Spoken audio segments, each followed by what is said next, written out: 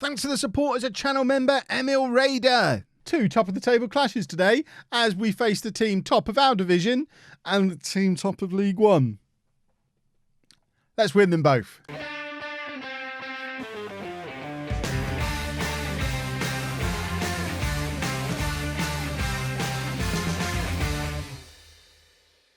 Hello and welcome to part 19 of the Bourne Legacy. I'm Kevin. Coming up on today's episode, we have a league game against top of the table Chertsey, who we have 6 games in hand on. I mean, they are top of the league, but we've got 6 games in hand on them. And I'd like to think eventually we will find our way to the top of this league. But then we also have the FA Cup first round tie at home against Accrington, who last time I checked, they were top. I've ruined my own intro. Is that Wham Bars or Wham the Band who sponsor Accrington Stanley? If they are sponsored by Wham Bars, that is amazing. I love that. But yeah, I haven't looked at the schedule. That's how we've been getting on, by the way, really rather splendidly. I'm looking for the period where we're going to catch play these games in hand. At the moment, it looks like we are just going to go Wednesday, Saturday throughout December and hopefully get caught up by Christmas, which I guess that works, but it's a silly situation for us to have. I mean, they've played a third more games than we have at the moment, which is nuts. If we beat them, though, doesn't really matter, does it? I'm just checking on our transfers to see what we've been getting up to since last episode. Max Taylor and his girlfriend and his child have all left the club. I presume this means we're going to have 0 away fans from now on. He's gone to play for Grays on only £275 a week. And in a division, is that equivalent to ours? 173. And yeah, so it's a sideways move for Max Taylor. He's gone to play for Grays at the same level we're at, but they're able to pay him money and we're not. And it's a bit of a frustration at this point. If they're in this league, why can they offer him a proper contract? Why can't we? Are we an amateur club? No, we're semi-pro as well. So if we're semi-professional, what am I doing wrong? Why can't I offer contracts? We have the money to.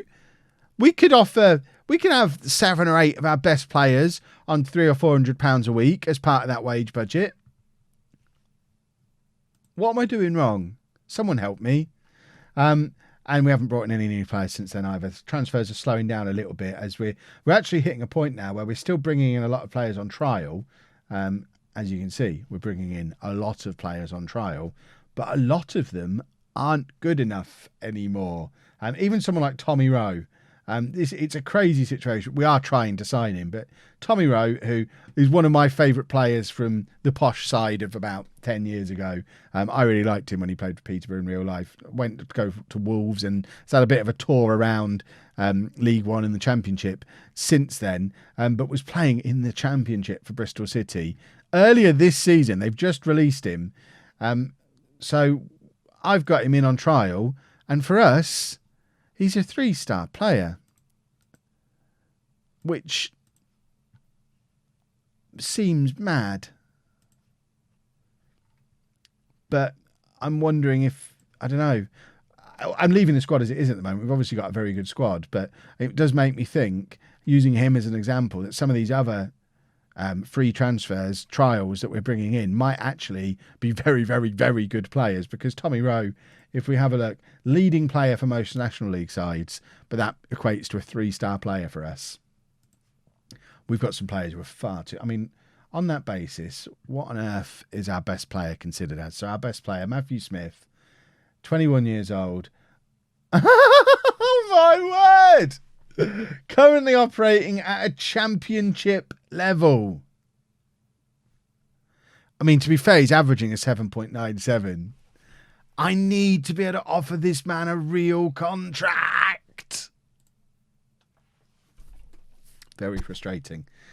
Right, let's go and play Chertsey. I mean, he's here until someone else decides to sign him. That's it. He's averaging an 8. He's a championship footballer playing for us in Tier 8.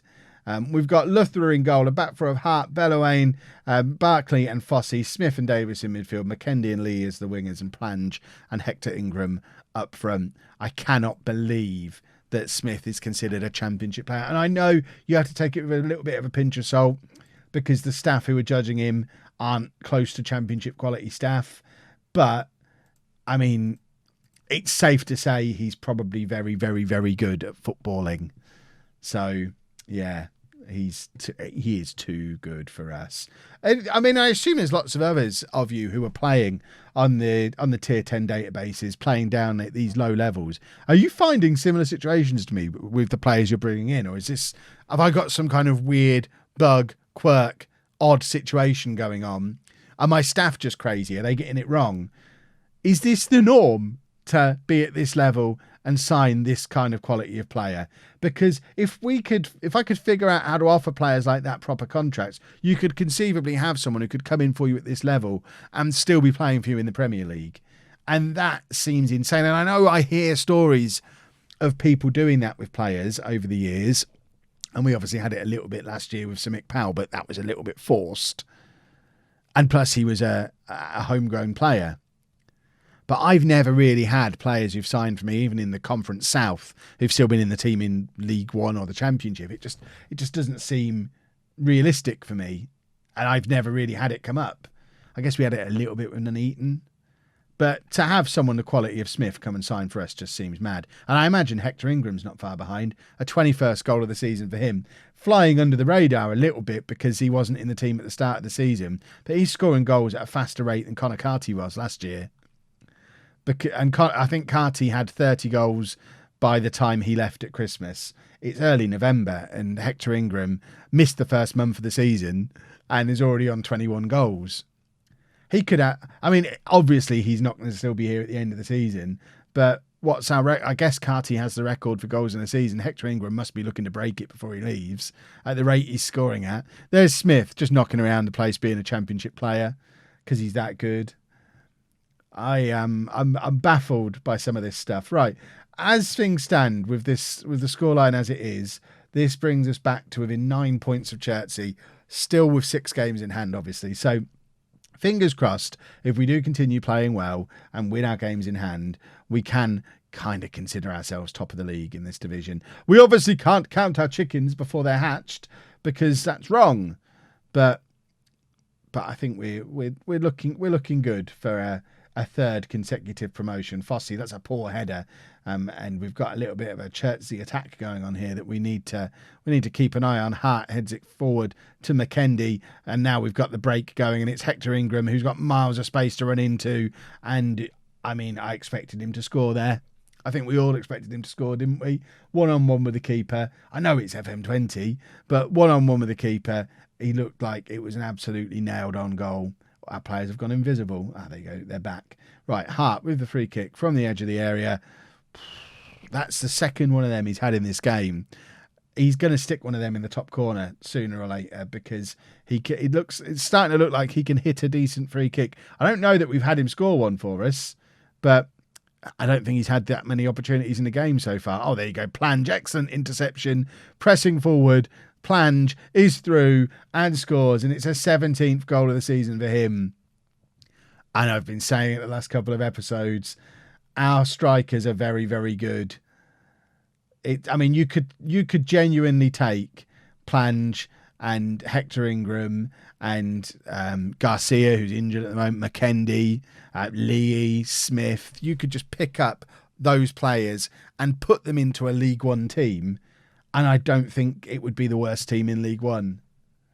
I genuinely think we might have a chance against Accrington in the game in the second half of this episode. We pushed Lincoln all the way last year, and that was away from home with a team that I don't think was as good as this one. So it's going to be very interesting to see how we get on against League One opposition. But obviously, let's not get too far ahead of ourselves. Need to beat Chertsey first. Ball forward, finds Hector Ingram, and Smith, a rare poor pass from Smith, gives the ball back to Chertsey, but our defenders are there just to clean up the mess and make sure that, I mean, bearing in mind, this is Chertsey who are top of the league. Look at the state of the stats. They've had 3 shots in this first half. Hector Ingram's in again here. In fact, he couldn't get past his man. I would say there's something in the way of a little bit of obstruction going on there. because he was really wrestling with the defender to get past him there, and in the end just kind of gave up on chasing the through ball, which isn't really the attitude I want from my strikers. I want them to play like Plange did for his goal and just run and run and run forever, like Hector Ingram's doing this time. He's in again and he scores again. 22nd of the season for Jamal Hector Ingram, and it's 3-0 to Bourne before half time.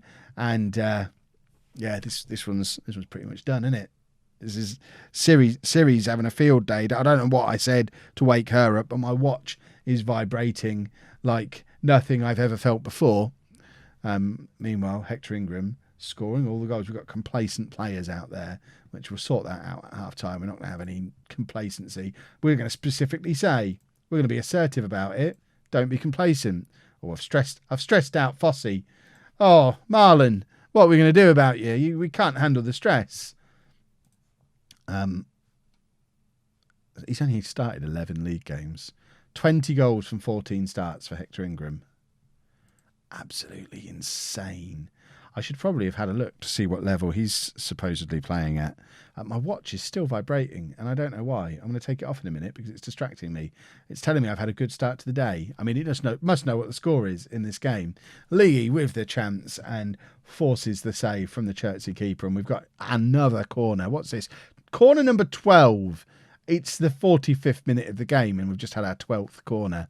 That is a stat that really shows you the dominance we've had in this game. Chertsey not had a corner yet. We've had 12. In addition to our 18 shots, our 7 clear-cut chances. Plange again winning the ball back. He is a very good pressing forward. Plange runs into the back of his own player. He's very good at pressing. Maybe not so good at the forward part of it. It's at times like that you do remember we're in non-league. That was beautifully non-league from Plange.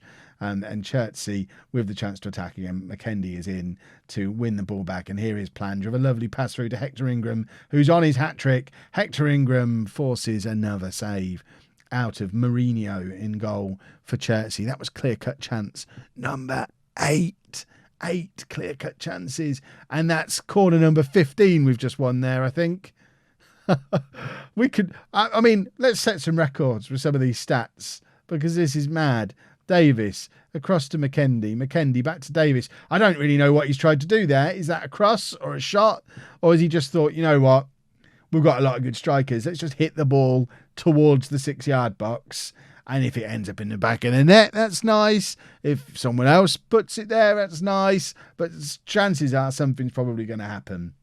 McKendy plays it forward to Hector Ingram. That's the one thing we're not great at dealing with, a ball over the top like that. But Lee wins the ball back nicely, and there's Hector Ingram back to Fossey again.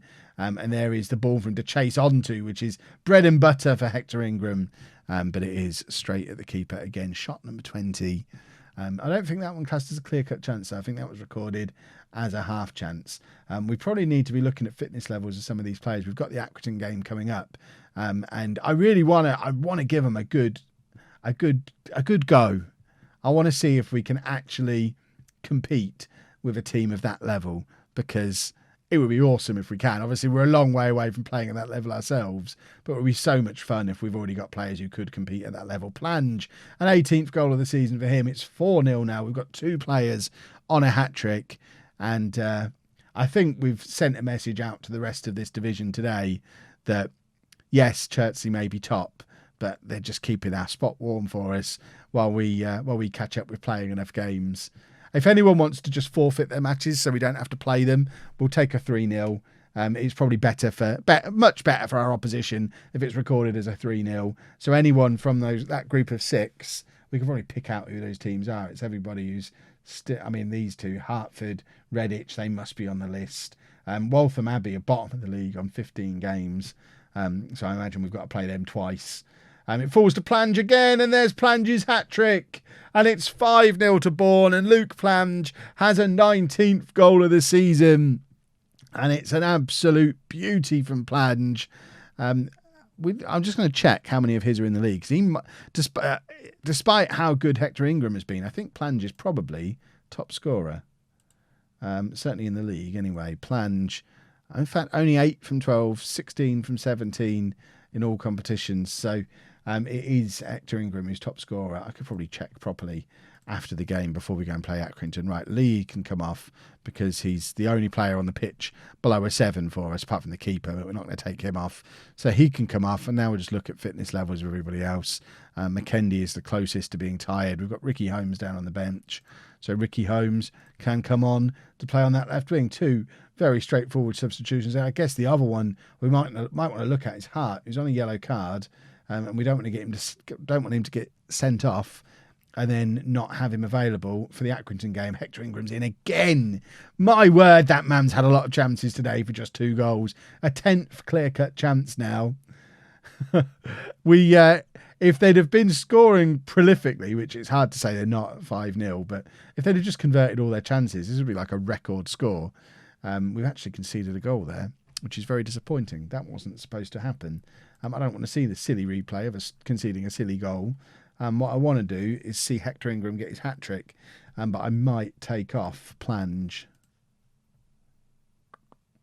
just because he's tiring. But Hart does make more sense. We've got Dice down there on the bench, so Hart can come off. And we've not got anybody on a yellow card on there now. We should probably drop a little bit of praise at 5-1 up, because we have played very, very well. So it'd be nice to see Hector Ingram finish his hat-trick, but I think we've just had enough. We decided we didn't want to do any more. We just stopped. Fair enough.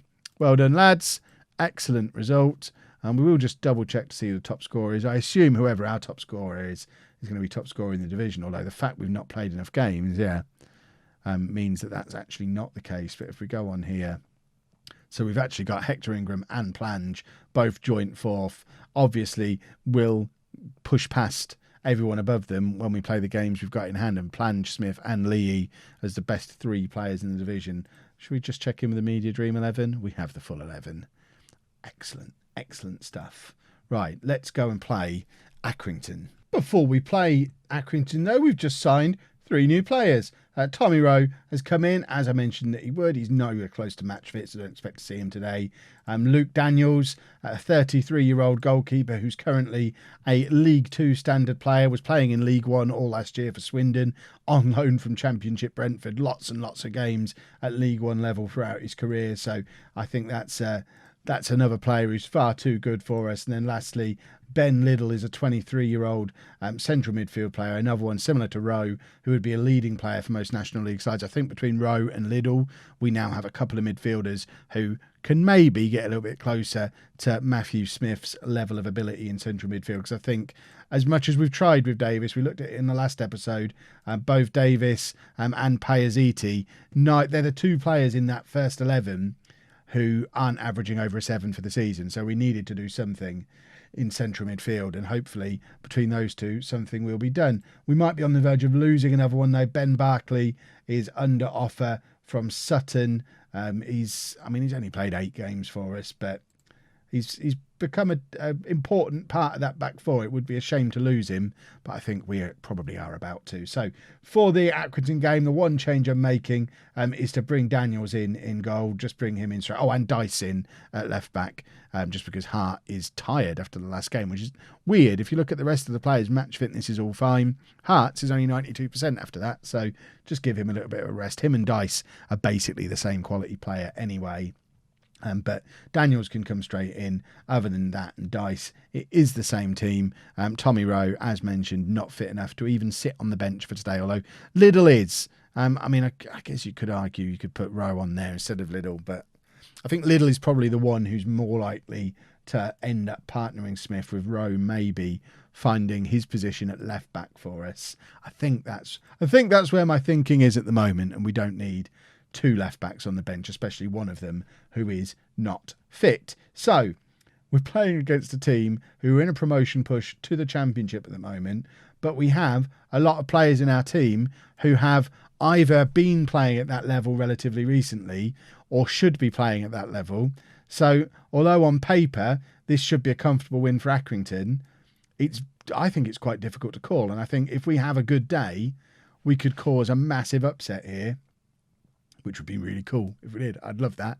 Barkley playing it forward. I mean, the problem with that, I guess, is we're guaranteed to lose half the team if we manage to pull off an upset, because it just alerts the world to how good they are. And there you go, 2 minutes on the clock, and Jack Lee has scored. It's Bourne 1, Accrington 0. It's an assist from Plange, a lovely finish from Lee, his 9th of the season now. And I said we might be able to do it. So far, it's looking like we might be able to do it. It's an excellent start to the game. We did absolutely smash, I forget who we played in one of the previous rounds, but we absolutely battered somebody from a good couple of leagues above us. So we have got previous for some giant killings. Obviously, we played Barnet in the last round and beat them. Fossey from the edge of the area, but it's straight into the hands of the Accrington goalkeeper.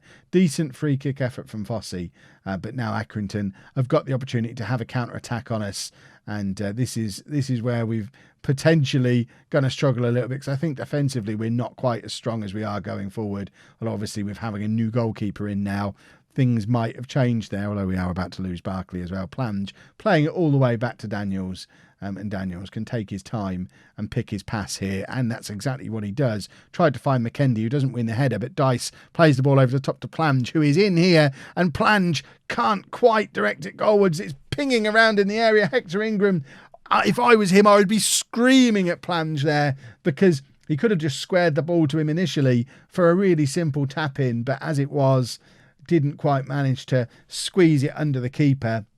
And that might be something that ends up costing us, because for the first time in a very long time, we're playing against a team who are absolutely ruining us for possession. We might have had 2 of the clear-cut chances so far, but they're definitely having a lot more of the ball. And as we've all just seen, they have just equalised as well. So from a potential 2-0 up, we now find ourselves at 1-1. And it's naivety like that we had from Plange that might just end up costing us against a team of similar ability players to some of our better players. McKendy with the opportunity there from the Lee cross, but it's comfortably held by the Accrington goalkeeper. And now Fossey looking to rebuild something here. Back to Barkley, all the way back to Daniels. And now Daniels once again trying to pick his pass. Once again looking for McKendy. Finds him this time. Bellowain pass over the top to Plange. Hector Ingram is hovering, only just making it into the penalty area now. And there were so many blue shirts in there for Accrington that it was just impossible to find him. And now they've got a counter-attack on again. They do seem to be sitting rather deep, defending very well, and then hitting us on the break. Lee is in again, but there's so many more Accrington players in their area than there are Bourne players every time we attack. And we are struggling to make the most of some of the more attacking play that we're having here.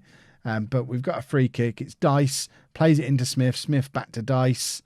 Dice trying to do something, I'm not sure what. He's trying to play it to Lee. He does, and there's Hector Ingram. I think he's offside. He is offside. I mean, he was stood offside for that whole move. If he'd have just looked along the line a little bit there, look.